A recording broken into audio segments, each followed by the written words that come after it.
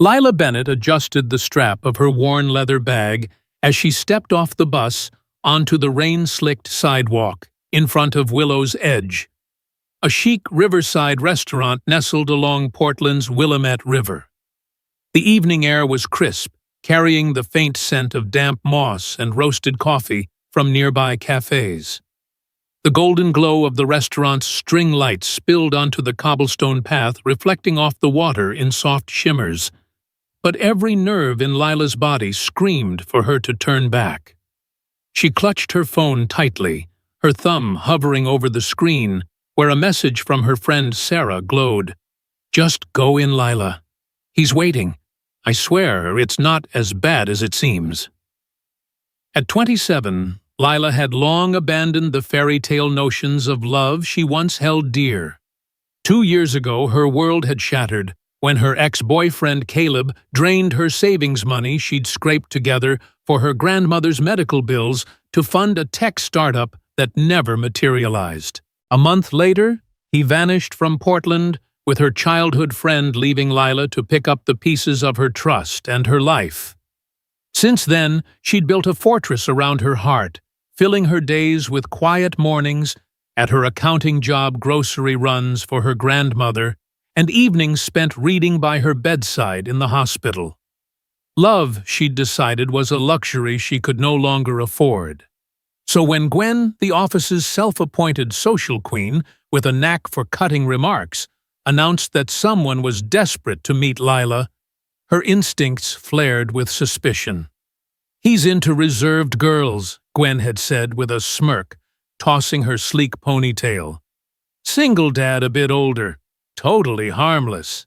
Practically begged for your number." The giggles from Gwen's clique weren't subtle, nor were the whispers that followed Lila down the office hallway. She'd refused immediately. Blind dates were not her scene, especially not ones orchestrated by someone who thrived on making others squirm. But Sarah, her only true ally at work, had pulled her aside that afternoon, her face pale with guilt. "They're playing a game." "Lila," Sarah confessed, her voice barely above a whisper, "Gwen booked a table for you at Willow's Edge. She's planning to be there with her crew." I tried to stop it, but she twisted it to make it look like I set it up. Lila's stomach had churned. "So it's a setup." A joke she'd asked, her voice flat, but her throat tight.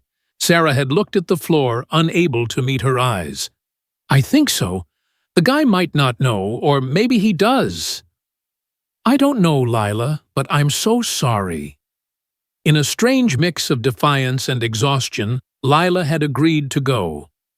She told herself it was to prove a point, to walk in, face the humiliation, and leave with her dignity intact.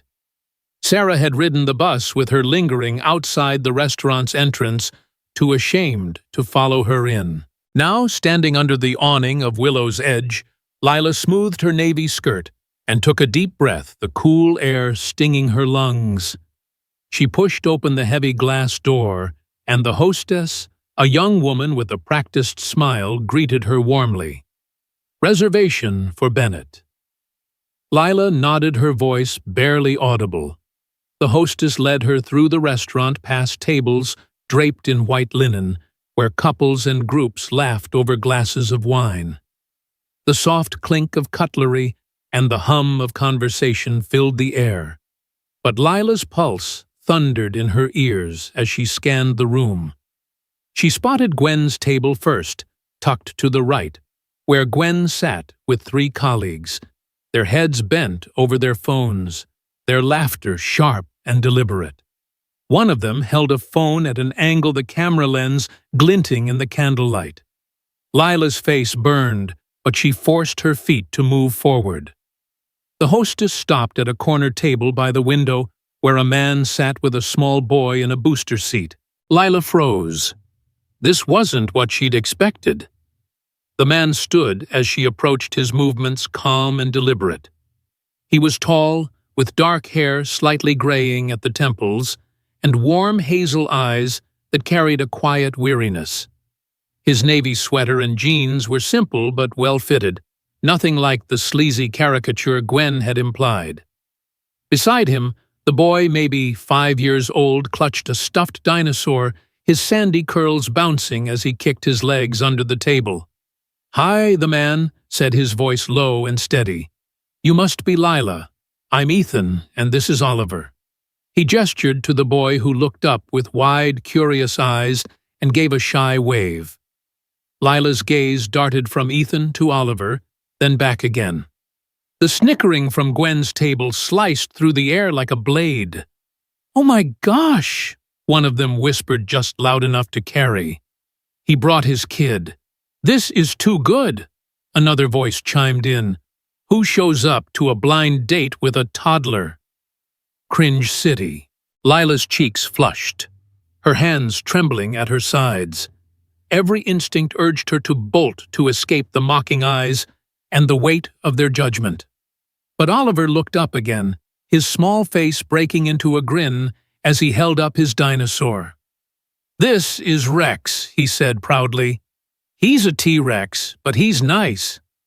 Something in Lila softened the boy's innocence, cutting through her embarrassment like a ray of light. She glanced at Ethan, who watched her with a gentle, almost apologetic smile. "I'm sorry if this is a surprise," he said, pulling out the chair across from him. "My sitter canceled last minute. I almost called to reschedule, but—" He paused, his eyes searching hers. "I really wanted to meet you." Lila hesitated, the laughter from Gwen's table buzzing in her ears like static. She could leave now, spare herself the humiliation, but Oliver's smile lingered in her mind, and Ethan's sincerity felt like an anchor in the storm of her doubt. She sat down, her movements slow but deliberate, and with that single act, the giggles behind her began to falter. Lila smoothed her skirt, her fingers fidgeting with the hem as she tried to steady her breathing. Gwen's voice carried again, too loud to be accidental. "She's actually staying with the kid. Unreal." Lila clenched her hands under the table, forcing herself to focus on the table in front of her. Ethan adjusted Oliver's booster seat, handing him a crayon and a small activity book. The boy hummed softly, scribbling with intense focus. Ethan looked up, meeting Lila's eyes. "I know this probably isn't what you signed up for," he said, his voice soft but steady. "I'm really grateful you stayed." Lila swallowed her throat tight. "It's fine," she managed, her voice quieter than she intended. She glanced at Oliver, who was now drawing what looked like a lopsided dinosaur. "He's sweet." Ethan's face softened, a small smile tugging at his lips. "He's my world," he said simply. "He loves dinosaurs and making things. Keeps me on my toes." Lila nodded, unsure of what to say. The restaurant's warm lighting cast a soft glow over the table, the river outside reflecting the fading twilight. For a moment, the noise from Gwen's table faded, and Lila felt a strange calm settle over her. Ethan wasn't what she'd expected, not slick or overconfident, but grounded, present. There was a quiet strength in the way he spoke, the way he glanced at Oliver with a mix of pride and protectiveness. Oliver looked up suddenly, holding out a small beaded bracelet made of bright blue and green plastic. "I made this," he said, his voice small but earnest. "It's for you." Lila blinked, caught off guard. She took the bracelet, her fingers brushing against the uneven beads. "For me," she asked, her voice softening. Oliver nodded vigorously. "It's a friendship bracelet, so you'll come back." Lila's heart twisted, a lump forming in her throat. She slipped the bracelet onto her wrist, the beads clicking softly. "Thank you, Oliver," she said, her voice barely above a whisper.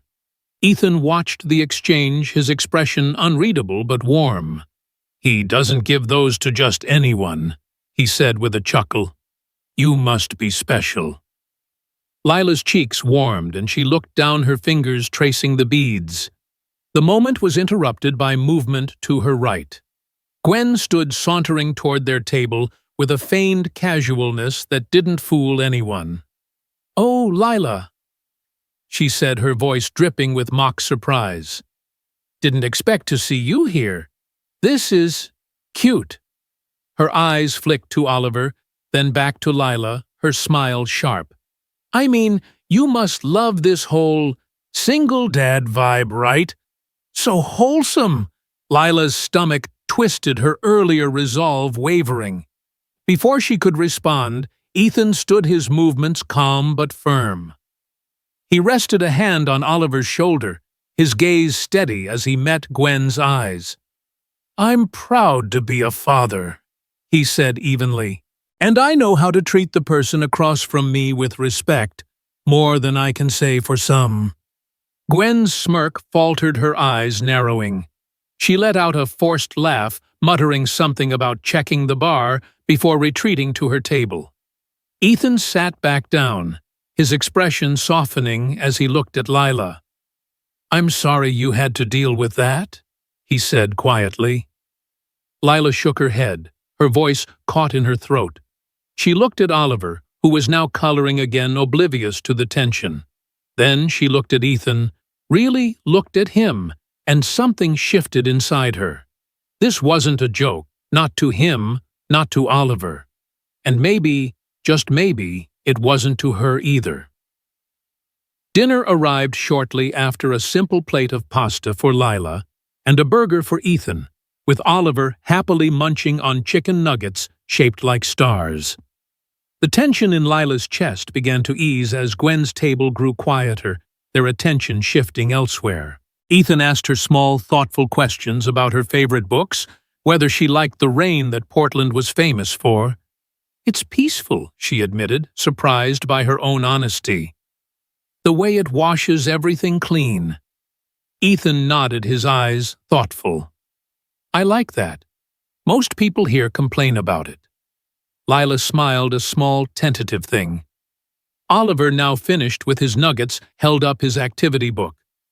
"Look, Lila," he chirped, showing her a drawing of a dinosaur wearing a crown. "It's King Rex." Lila laughed, the sound surprising her. "He's very regal," she said, earning a beaming grin from Oliver. As the meal wound down, Ethan insisted on paying, waving off Lila's offer to split the bill. "Please," he said, his voice gentle but firm. "I wanted to be here. With you." There was no pretense in his words, just a quiet sincerity that made Lila's heart ache in a way she hadn't felt in years. Outside, the night air was cooler, the river reflecting the city's lights like scattered stars. Ethan carried Oliver, who was starting to doze, his dinosaur tucked under his arm. They walked Lila to the bus stop, the silence between them comfortable but heavy with unspoken possibilities. Oliver stirred, blinking sleepily at Lila. "You'll come back, right?" he mumbled, his voice thick with sleep. Lila's throat tightened. She looked at Ethan, whose eyes held a quiet hope. "I'll try," she said softly, her voice trembling. Ethan smiled, a small, grateful thing. "That's enough for now." As the bus pulled up, Lila boarded, the bracelet on her wrist catching the light. She took her seat, her fingers tracing the beads as she watched Ethan and Oliver disappear into the night. When she reached her apartment, she leaned against the door, the weight of the evening settling over her. She slipped off the bracelet and held it in her palm, its bright colors a stark contrast to the gray of her doubts. For the first time in years, Lila felt a flicker of something she thought she'd lost hope. But with it came fear, sharp and familiar, whispering that this was too good, too fragile to be real. She set the bracelet on her nightstand and climbed into bed, her mind a tangle of questions. Who was Ethan really? And why, despite everything, did she want to see him again? Lila Bennett sat at her small kitchen table, the morning light filtering through the gauzy curtains of her Portland apartment, casting soft shadows across the chipped mug in her hands. The coffee had gone cold, but she barely noticed, her eyes fixed on the bright blue and green beaded bracelet resting on the table.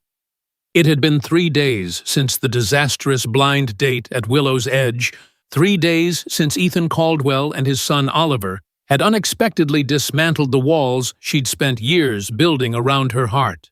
The memory of Oliver's shy smile and Ethan's quiet sincerity lingered like an echo, stirring something in her she wasn't ready to name. Her phone buzzed, pulling her from her thoughts. A message from Ethan glowed on the screen. "Good morning, Lila. Oliver keeps asking about the nice lady with the bracelet. Any chance you're free this weekend? There's a kids' piano recital at the Selwood Community Center. He'd love to show you his song." Lila's thumb hovered over the reply button, her chest tightening. She wanted to say yes, to see Oliver's proud grin again, to hear Ethan's steady voice. But doubt clawed at her. Gwen's mocking laughter from the restaurant still rang in her ears, and the sting of her past betrayal felt too raw. What if this was another setup, another chance for her to be hurt?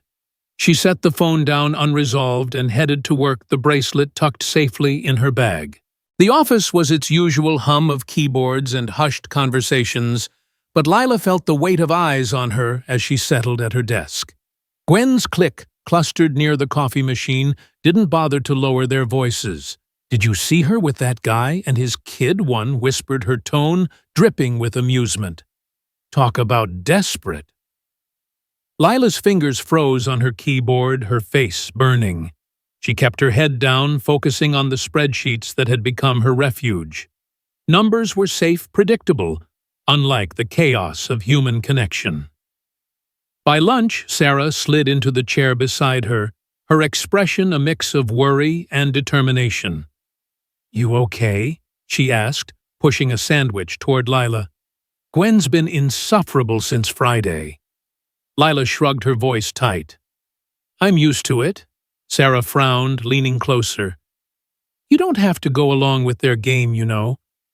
That guy Ethan, he seemed different, genuine." Lila's eyes flicked to her bag, where the bracelet lay hidden. "Maybe," she murmured, "but I don't trust my own judgment anymore." Sarah's face softened, but before she could respond, Gwen sauntered over, her smile sharp as a blade. "Lila, you're the talk of the office," she said, feigning sweetness. "Everyone's dying to know if you're going for round 2 with the single dad." Lila's jaw clenched, but she kept her voice steady. "Not your business, Gwen." Gwen laughed undeterred and walked away, leaving a trail of whispers in her wake. By the end of the day, Lila's resolve wavered. She pulled out her phone and typed a reply to Ethan. "I'll try to make it. What time's the recital?" His response came quickly, warm and unassuming. "Saturday at 2. We'd love to see you." Saturday arrived with a drizzle that painted Portland's streets in shades of gray. Lila stood outside the Selwood Community Center, a modest brick building tucked between a bookstore and a community garden. Paper kites hung from the ceiling inside, swaying gently as children's laughter spilled from the main room. Lila smoothed her sweater, her nerves jangling like loose change. She'd almost stayed home, convinced this was a mistake, but the thought of disappointing Oliver had pushed her out the door. She spotted Ethan near the entrance, holding Oliver's hand. The boy was dressed in a tiny blazer, his sandy curls tamed for the occasion, clutching a small music book. Ethan's face lit up when he saw her, a quiet relief in his eyes. "You came," he said, his voice warm. "Oliver's been practicing all week for this."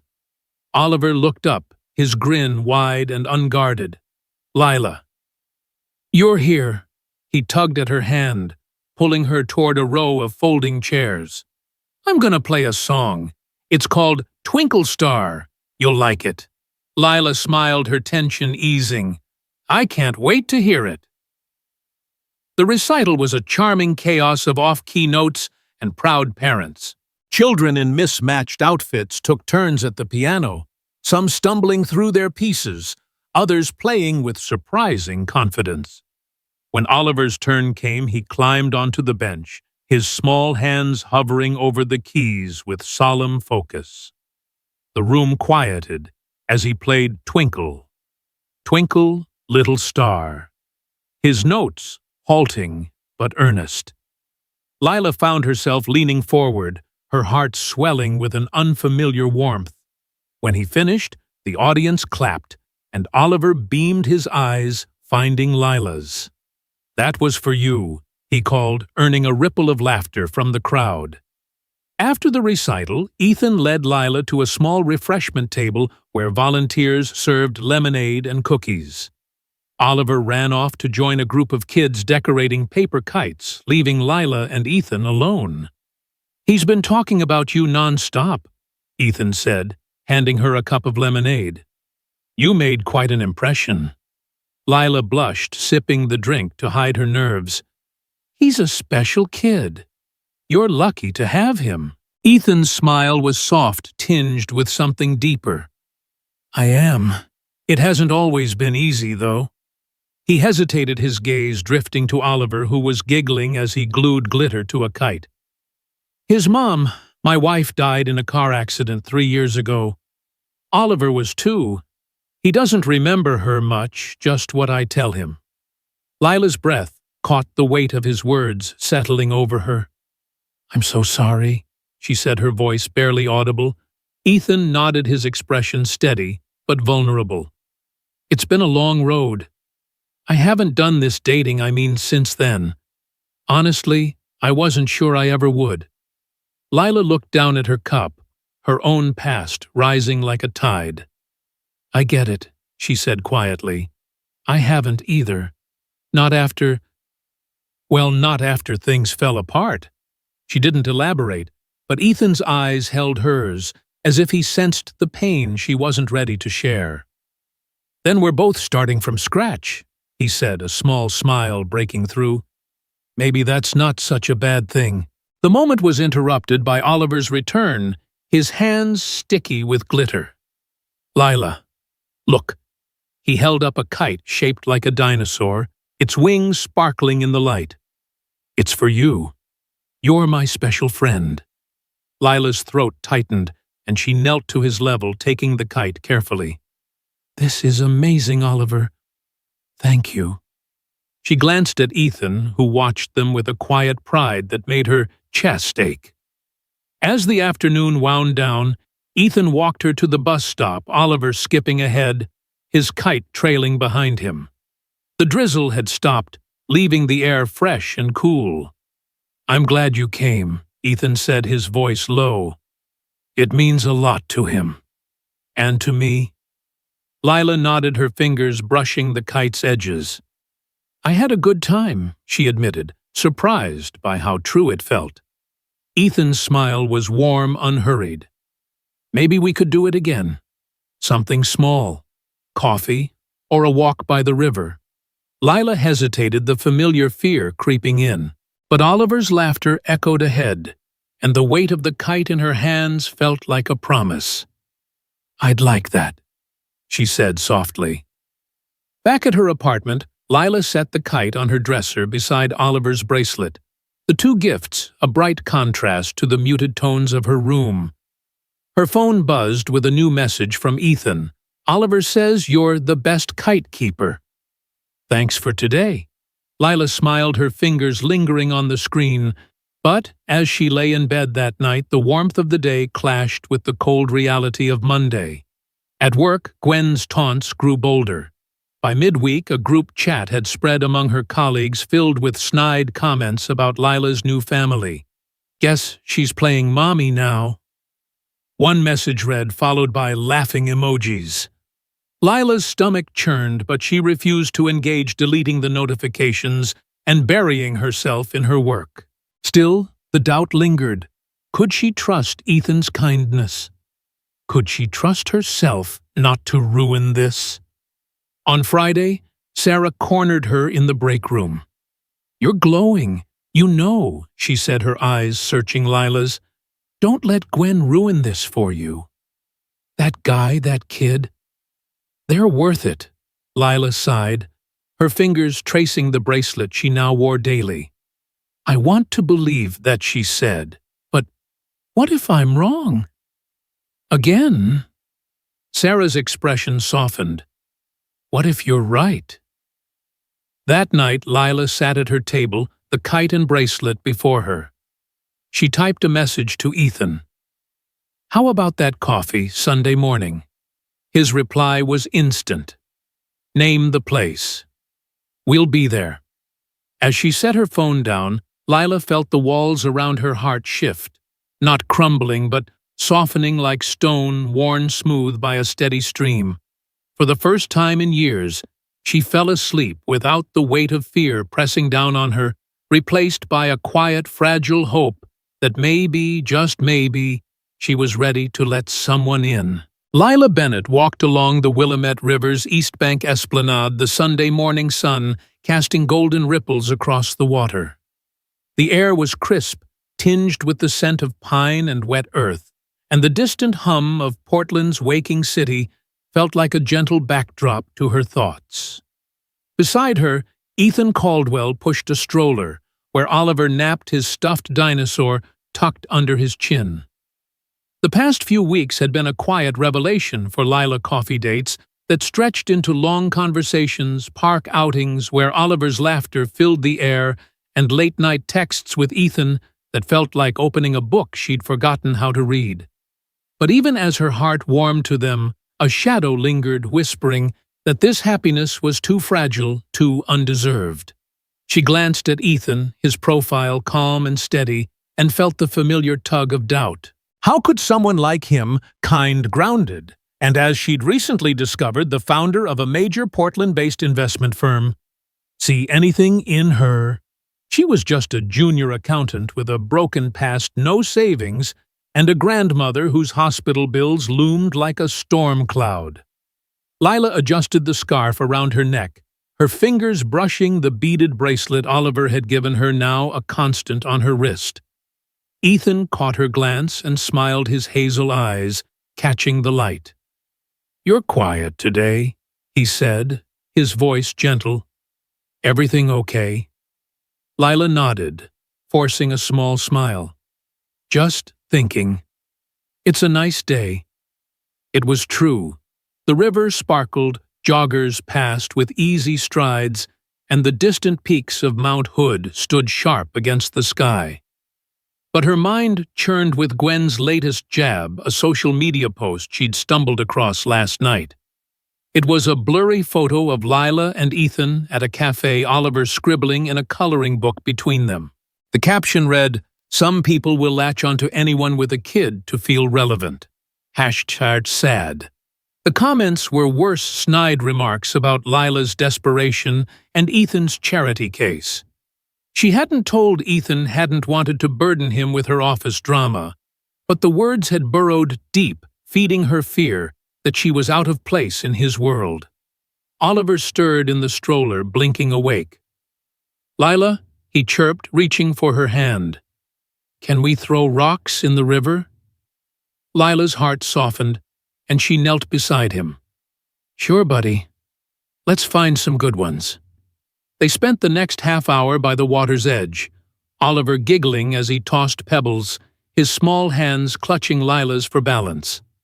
Ethan watched his expression, a mix of pride and something softer, something that made Lila's chest ache. As they resumed their walk, Ethan spoke quietly. "You're good with him, you know. He lights up around you." Lila blushed, looking away. "He's easy to love," she said, her voice barely above a whisper. Ethan stopped walking, his hand resting lightly on the stroller. "So are you," he said, his gaze steady. Lila's breath caught, and for a moment she couldn't speak. The sincerity in his voice was disarming, but it also stirred the fear she'd been trying to outrun. She wanted to believe him, but the weight of her past, of Caleb's betrayal, of Gwen's cruelty, felt like a tether pulling her back. By Monday, the office was a minefield. Gwen's post had spread, and Lila felt the sting of sidelong glances and hushed whispers. She buried herself in her work, but the numbers on her screen blurred as her mind replayed the comments. During lunch, Sarah slid into the chair beside her, her eyes blazing. "Gwen's out of control," she said, keeping her voice low. "She's telling everyone you're using Ethan to climb some social ladder. It's disgusting." Lila's stomach twisted. "Let her talk," she said, her voice flat. It doesn't matter, but it did. That evening, Ethan texted inviting her to a family picnic at Laurelhurst Park the following weekend. Oliver's planning a dinosaur adventure, he wrote. He insists you're the chief explorer. Lila stared at the message, her thumb hovering over the reply. She wanted to go to lose herself in Oliver's laughter and Ethan's warmth, but the thought of Gwen's next attack, or worse, of letting herself fall only to be hurt again, was paralyzing. She typed a polite excuse. I'm swamped this weekend. Maybe another time. Ethan's reply was kind as always. No pressure. We'll miss you. But Lila felt the weight of her own withdrawal, a familiar retreat into the safety of solitude. The week dragged on, each day heavier than the last. Gwen's taunts grew bolder, a printed screenshot of her post, left accidentally on Lila's desk, a whispered gold digger as she passed Gwen in the hallway. Lila's resolve crumbled, and by Friday, she stopped responding to Ethan's texts altogether, letting silence build a wall she thought would protect her. But the silence didn't feel safe. It felt empty. On Saturday morning, Lila sat in her apartment staring at the kite Oliver had made her, its glitter faded but still bright against the gray of her room. Her phone buzzed with a voicemail from Ethan, his voice calm but tinged with concern. Lila, I don't know what's going on, but I'm here. Oliver keeps asking why you're not coming to play. If you need space, I get it. Just let me know you're okay. Lila's eyes stung, and she replayed the message, each word, a reminder of what she was pushing away. She thought of her grandmother, who'd always told her that fear was a thief, stealing more than it protected. But fear was all she'd known since Caleb, fear of being used, of being discarded, of being less than enough. That afternoon, Sarah showed up at her door uninvited, but determined, a bag of takeout in hand. You're ghosting him, aren't you? She said, dropping the food on Lila's table. Lila, you can't let Gwen win. You can't let your ex win. Lila sank onto the couch, her hands twisting together. It's not just Gwen, she admitted, her voice breaking. It's me. I'm not enough. Ethan's this big-shot CEO, and I'm just me. No money, no future, just a mess of baggage. And Oliver, he deserves someone who won't break his heart. Sarah's eyes softened, but her voice was firm. You're not a mess. You're someone who's been through hell and still shows up every day. Ethan sees that. Oliver sees that. Why can't you? Lila looked away, her throat tight. What if I let them in, and I mess it up? What if I hurt them? Sarah leaned forward, her voice steady. What if you don't? What if you're exactly what they need? The words hung in the air, heavy and true. Lila thought of Oliver's kite, of Ethan's quiet strength, of the way her heart felt lighter in their presence. She didn't have an answer, but for the first time, she wanted to find one. The next morning, Lila stood at the edge of Laurelhurst Park, the picnic unfolding across the grass. Families dotted the lawn, children chasing bubbles, the air filled with laughter and the scent of blooming azaleas.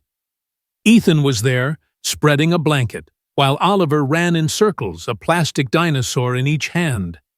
Lila's heart pounded as she approached her sneakers, sinking into the soft earth. Ethan looked up, his face breaking into a relieved smile. You came, he said, standing to meet her.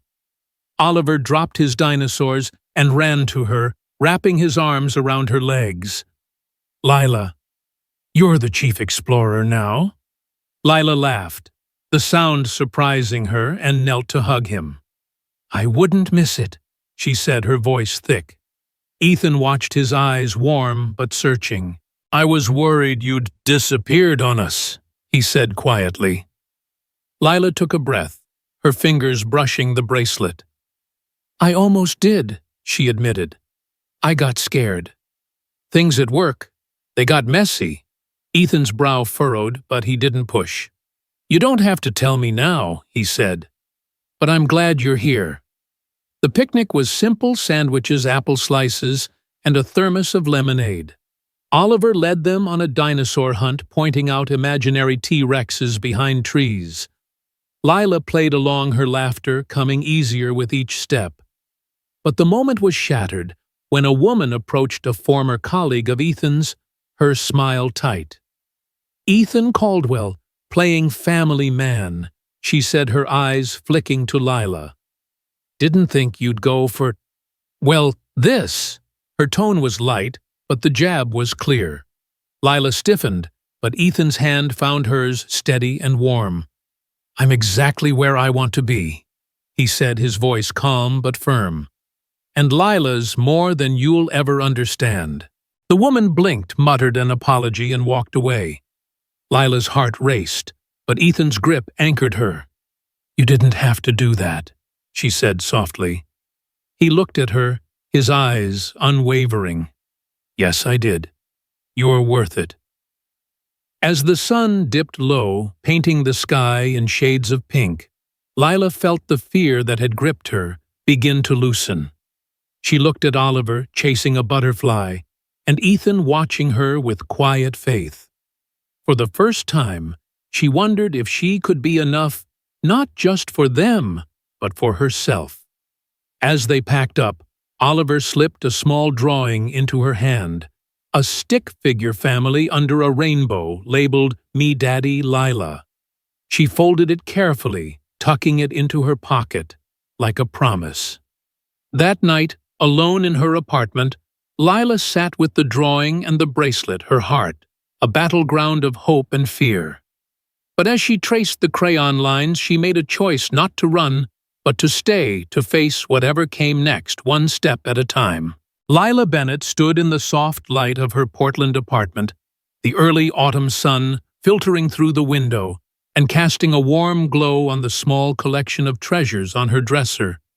Oliver's beaded bracelet, his glitter-flecked kite, and the crayon drawing of their stick figure family under a rainbow. It had been 2 months since the picnic at Laurelhurst Park, where Ethan's steady hand and quiet words had begun to unravel the knot of fear that had held her heart captive for years. Since then, Lila had let herself lean into the warmth of their connection, spending weekends baking lopsided cookies with Oliver, trading stories with Ethan over coffee, and discovering a lightness she thought she'd lost forever. But even as she grew closer to them, a quiet doubt lingered, not about Ethan or Oliver, but about herself. Could she truly belong in their world, a world that she'd learned was far larger than she'd imagined? Ethan wasn't just a single dad. He was the founder of Caldwell Ventures, a Portland-based investment firm that quietly funded community projects across the city. The revelation had come not from Ethan, who downplayed his success with a humility that disarmed her, but from a chance glimpse of his email signature during a playful moment when Oliver had grabbed his phone to show her a dinosaur video. Lila had said nothing at the time, but the knowledge weighed on her, a reminder of the gap between her modest life and his. Still, Ethan's actions spoke louder than her fears, his patience, his attentiveness, the way he made space for her in his life without ever asking her to be anything other than herself. Now, as she slipped on a simple navy dress for a charity gala at the Portland Art Museum, Lila felt a mix of nerves and anticipation. Ethan had invited her, insisting it was a chance to celebrate the community center where Oliver played piano. "It's not about me," he'd said, his eyes warm. "It's about the kids, the programs, the people who make it all happen. I'd love for you to see it." Oliver, too, had chimed in, bouncing with excitement. "You gotta come, Lila. They're gonna have music and cake." Lila smiled at the memory, smoothing her dress as she stepped out into the cool September evening. The museum was a vision of elegance, its glass atrium glowing against the night sky, strings of lights draped like stars above the courtyard. Inside, the gala buzzed with chatter, the clink of glasses, and the soft strains of a string quartet. Lila clutched her small purse, feeling out of place among the tailored suits and glittering dresses, but Ethan's hand found hers as they entered, grounding her. "You look beautiful," he said, his voice low and sincere. Lila blushed, her fingers tightening around his. "This is a lot," she admitted, glancing at the crowd. Ethan chuckled. "It is, but you're the only one I'm here for." Oliver, dressed in a tiny bow tie, tugged at Lila's hand, pulling her toward a display of children's artwork from the community center. "Look, Lila, that's my piano picture," he said, pointing to a colorful drawing of a piano with oversized keys and a stick figure boy playing it. Lila knelt beside him, her heart swelling. "It's amazing, Oliver. You're a real artist." The evening unfolded with speeches and toasts, but Lila's attention kept drifting to Ethan. He moved through the room with ease, shaking hands and exchanging quiet words with donors and volunteers, yet he always returned to her side, his presence a steady anchor.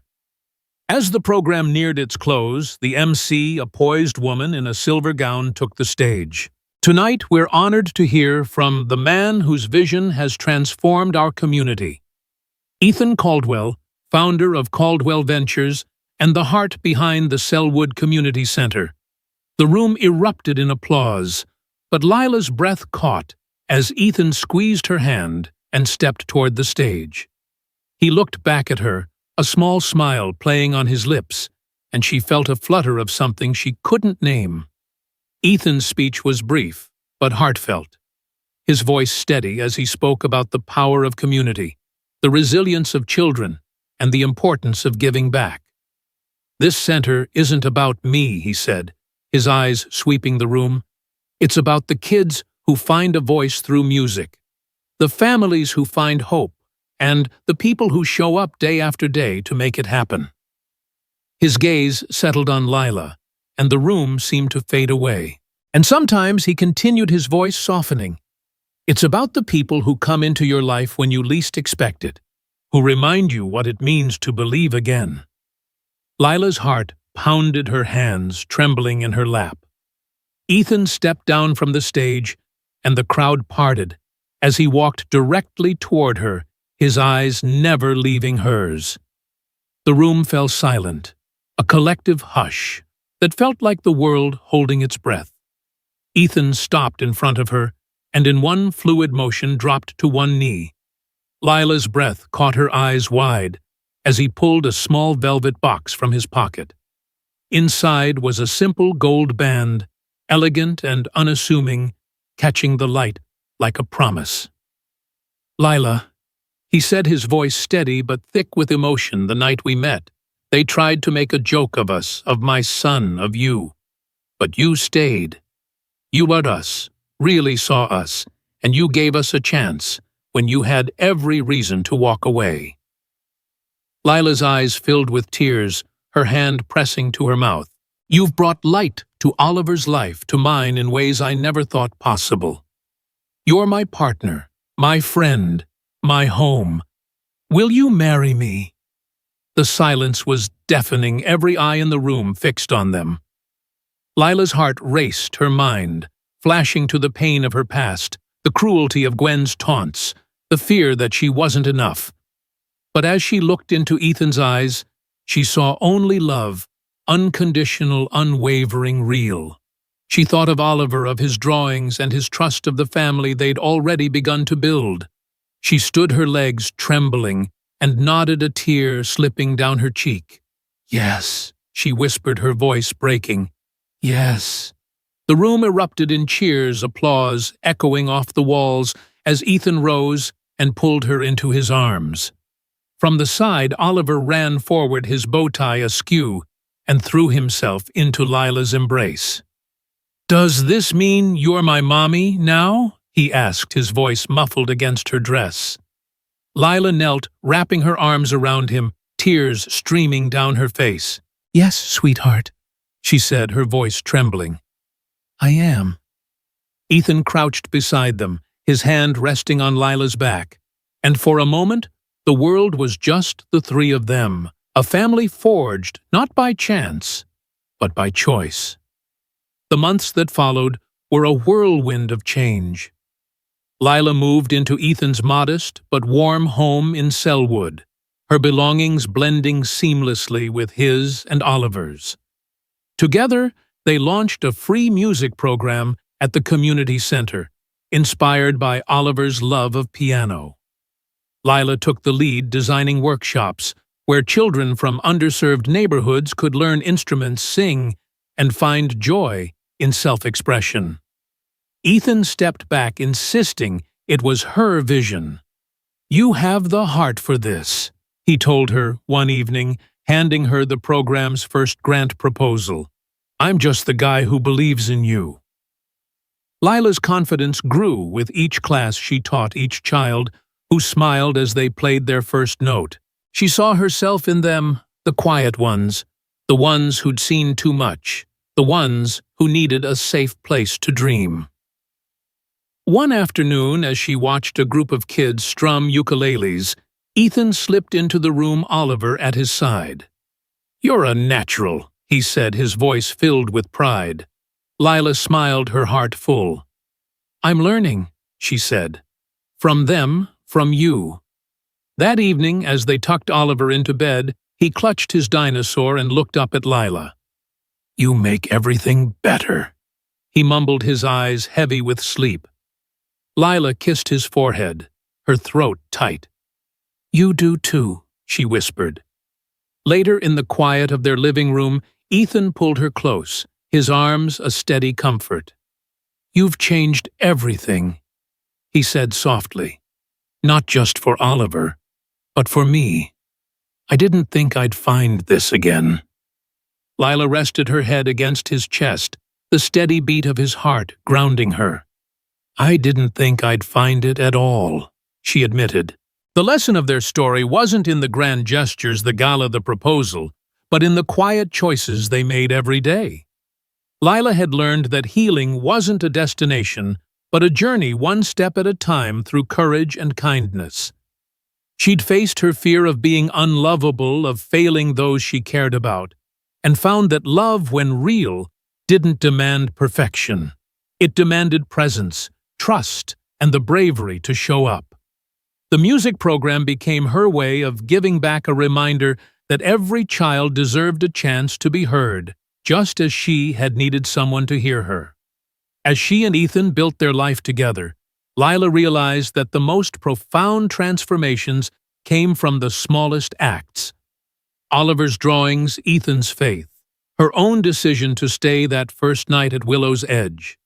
Their story was a testament to the power of kindness to heal, of courage to rebuild, and of love to turn a cruel joke into a beautiful beginning. And in every note played by the children in her program, Lila heard the echo of her own rebirth, a melody of hope that would carry her forward hand in hand with the family she'd chosen.